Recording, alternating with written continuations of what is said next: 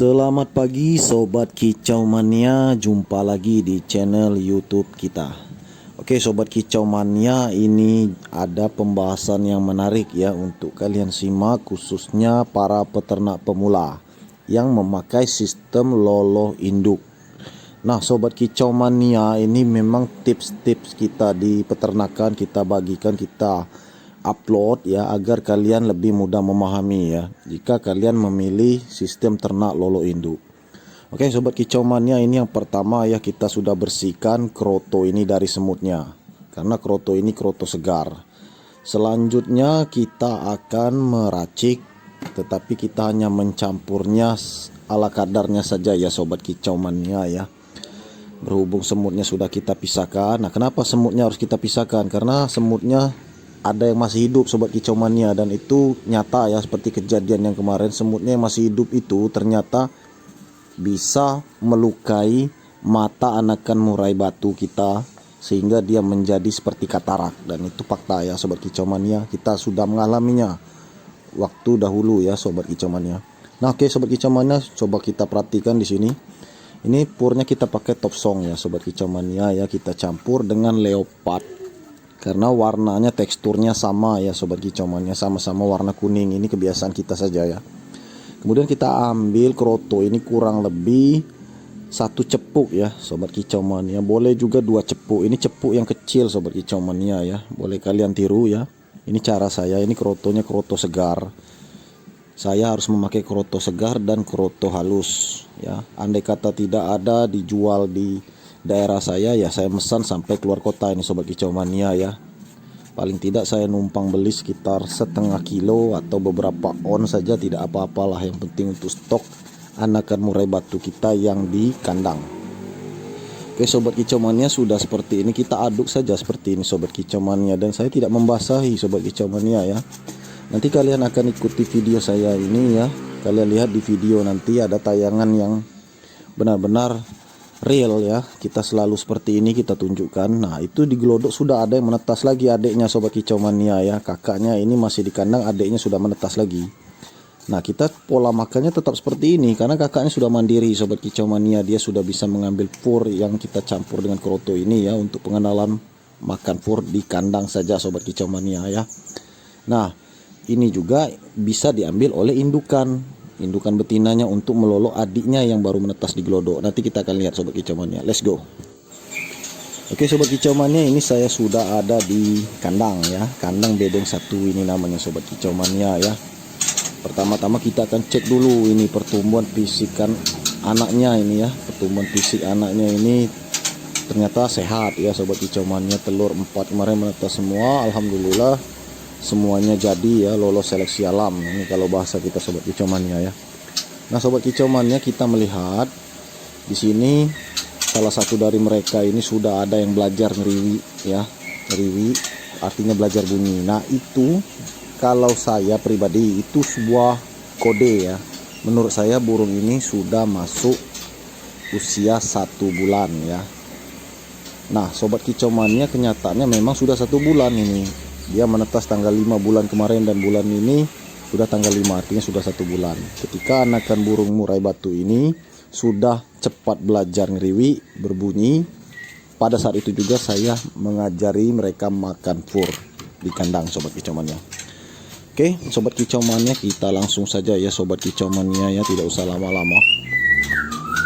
Nah ini yang pertama kita cek dulu ya, kandangnya harus bersih Sobat Kicau Mania ya. Kebetulan kandang ini cukup bersih ya, cuman masih ada sekitar pasir di sana, itu ada bekas-bekas ini ya, kardus dari jangkrik. Tapi nggak apa-apa lah, yang penting dia bersih, tidak lembab Sobat Kicau Mania. Karena saya meletakkan fur ini Sobat Kicau Mania, fur yang sudah kita campur dengan kroto halus ini kita letakkan di pasir ya Sobat Kicau Mania. Jadi anakan murai batu ini akan mencontoh induknya, nanti induknya akan mengambil makan di bawah. Kemudian di sana kita siapkan tempat mandi sekaligus air minumnya, seperti ini saja saya Sobat Kicau Mania ya. Ini tempat jangkriknya masih ada sedikit ya Sobat Kicau Mania ya. Ini kebetulan sekali sobat kicau mania ya, untuk hari ini sobat kicau mania ya, untuk hari ini memang kroto dan jangkrik lagi putus di daerah kita ini, lagi putus, semuanya putus. Jadi kita udah telepon beberapa peternak jangkrik, memang stoknya serentak kosong ya sobat kicau mania. Ada beberapa peternak jangkrik yang menjual harga yang di atas standar ya, tetap kita beli sobat kicau mania demi kebaikan. Nah sobat kicau mania, ini cara saya ya, boleh kalian tiru, kalian simak dulu ya. Saya menganjurkan ini karena kalian lolo indukan ya. Kalau kalian tidak lolo indukan, kalian bisa belajar juga ya sobat kicau mania ya, dari channel kita ini bisa kita saling berbagi. Nah sobat kicau mania, ini kelihatan ya anakannya sudah besar-besar sobat kicau mania ya. Bahkan bodinya sudah sama besar sama induknya sobat kicau mania ya. Ini usianya pas 30 hari, 1 bulan sobat kicau mania ya. Nah sobat kicau mania, kenapa saya memberikan fur ya, belajar di dalam kandang, ini memang sudah jadi kebiasaan saya sobat kicau mania. Kalau untuk di lolo induk ini saya tidak mau repot lagi, saya mengajarkan mereka makan fur ya. Memang polanya seperti itu, belajar di kandang. Nah ini saya intip sobat kicau mania, indukannya masih mengerami anak yang baru menetas, anakannya yang baru menetas. Ini adiknya ya sobat kicau mania. Nah kebetulan kemarin telurnya 4 sobat kicau mania, nggak tahu kenapa pecah 2 ya, jatuh.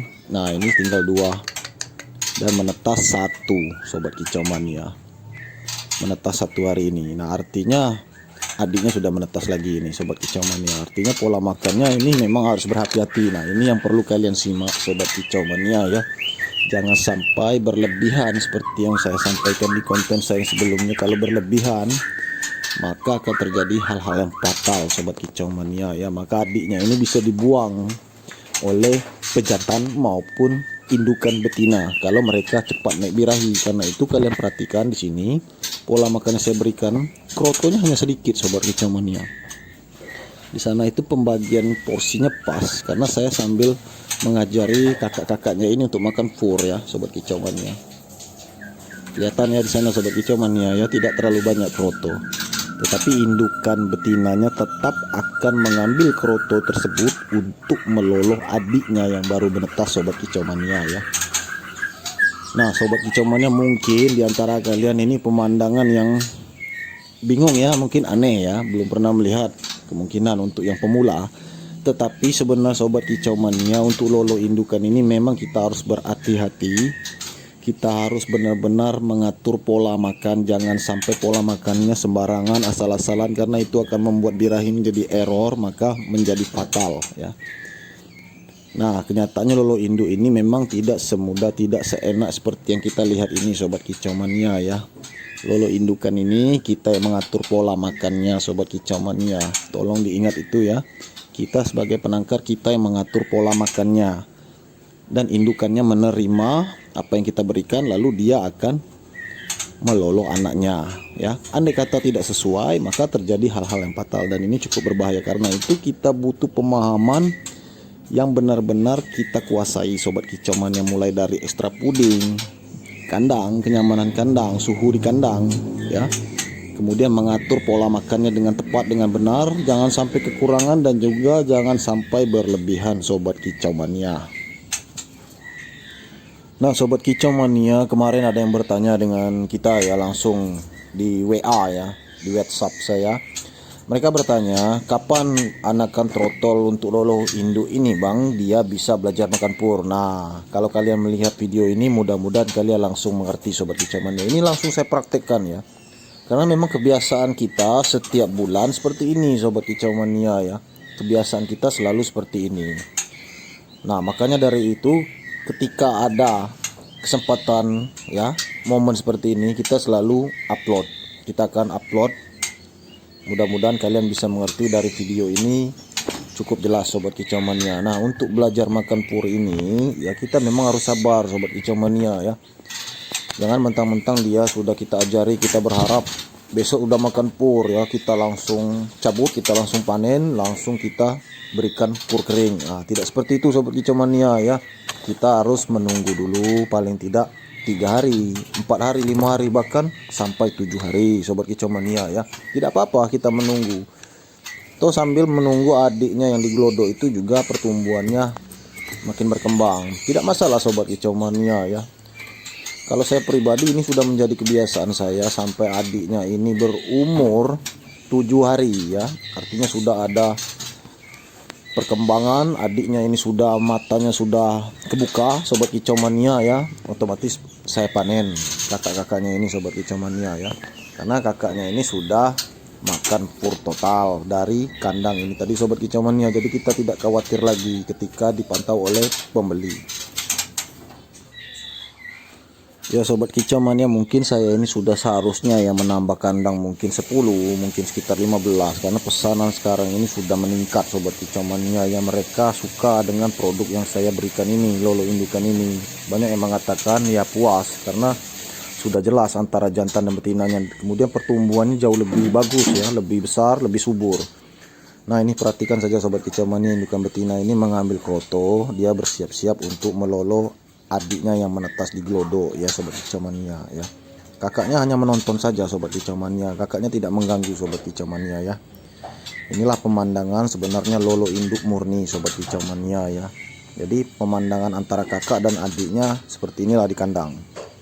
Nah buat sobat kicau mania tidak usah takut kalau untuk lolo induk ini ya, karena kita ini memang mengandalkan ketekunan ya, kemudian pemahaman yang benar-benar harus kita pahami seperti ekstra puding. Jangan sampai salah, ini yang saya khawatirkan sobat kicau mania ya. Banyak teman-teman kita yang lolo indukan ini justru banyak yang tidak tahu cara mengatur pola makannya. Nah ini menurut saya sangat berbahaya sekali sobat kicau mania, karena memang ada laporan dari teman-teman kita, mereka lolo induk banyak kejadian yang fatal, buang telur, buang anak. Nah itu ketika kita cek pemberiannya terlalu berlebihan ekstra pudingnya.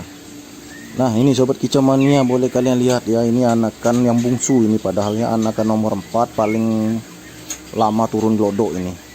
Saya hafal betul ini sobat kicau mania, ini sudah ngeri, sudah belajar bunyi. Nah ini petanda bahwa saya harus segera mengajari mereka makan pur.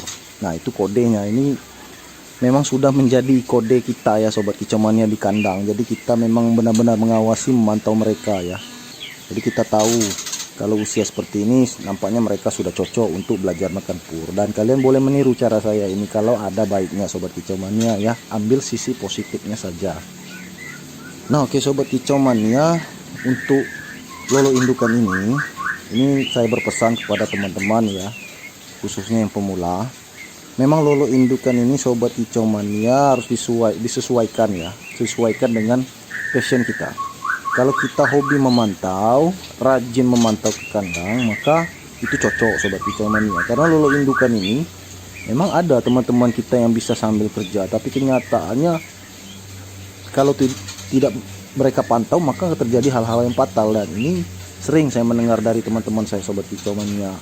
Jadi lolo indukan ini untuk kalian yang tidak terlalu sibuk dengan pekerjaan kalian, ini memang harus rajin dipantau. Karena kita hanya menyetelnya sobat kicau mania ya, dan mereka ini hidup di kandang. Kita tidak tahu apa saja yang terjadi di kandang, entah mereka dibantai ya kan, entah mereka makan atau kekurangan minum, kita tidak tahu sobat kicau mania. Karena lolo induk ini kenyataannya juga harus dipantau dengan maksimal. Nah ini untuk yang di kandang 1 ya sobat kicau mania. Nanti kita akan geser ke kandang yang di sebelahnya, kandang 2. Ini juga sudah turun glodok ini sobat kicau mania ya. Nah kelihatan di sana. Jadi mereka ini pola makannya saat ini adalah jangkrik sobat kicau mania. Dan ini juga di kandang 3 ya sobat kicau mania, ada 2 ekor ya. Ini pola makannya jangkrik. Karena saya mengawasi birahi indukannya sobat kicau mania, bukan berarti saya tidak mau memberikan kroto. Saya tetap memberikan mereka kroto, cuman sedikit saja ya, kemungkinan kurang lebih untuk mereka ini 1 sendok makan saja untuk 1 hari. Dan itu tidak tiap hari sobat kicau mania ya.